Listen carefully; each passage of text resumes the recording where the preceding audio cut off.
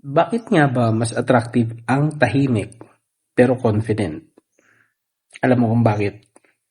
Kasi sa totoong buhay, hindi laging yung pinakamadaldal ang pinakanapapansin. Minsan, yung tahimik pero merong dating. Hindi siya maingay, hindi siya nagpapapansin. Pero ramdam mo pag pumasok siya sa kwarto. Bakit kaya ganun? Kasi nga, ang tunay na confidence, hindi kailangan isigaw. Kung basketball player ka, ito, bigyan kita ng example. Tingnan mo si Michael Jordan. Hindi siya yung tipong maingay sa bawat laro.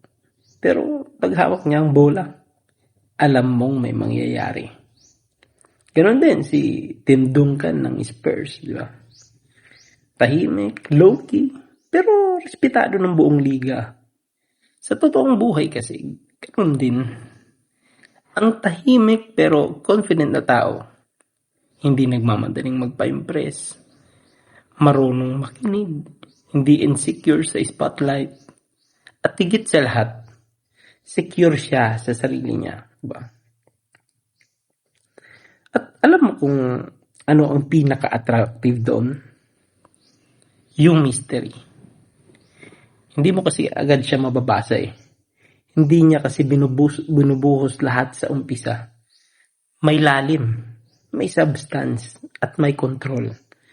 Sa totoo lang, ang sobrang maingay minsan, defense mechanism lang yan.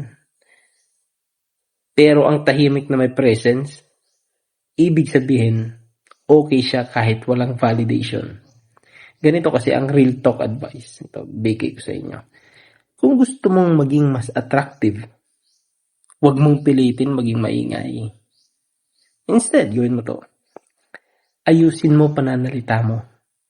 Huwag sabat ng sabat. Di ba? Mahilig ka dyan. Aminin mo na. Kumumint ka kung mahilig ka dyan. Mag-isip bago magsalita. Panindigan mo, sinasabi mo. I-build mo, competence mo sa isang bagay. Confidence follows skill. Take note. Tumayo ka ng maayos. Eye contact. Relax posture. Tandaan mo to. Ang empty can, maingay pag tinamaan. Kapag puno, tahimik, pero matibay. Hindi mo kailangang maging bida sa lahat ng eksena. Minsan, mas malakas ang impact ng taong hindi nag-uunahan magsalita.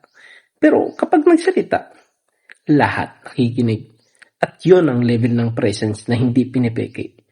Tahimik, pero siguradong alam kung sino siya.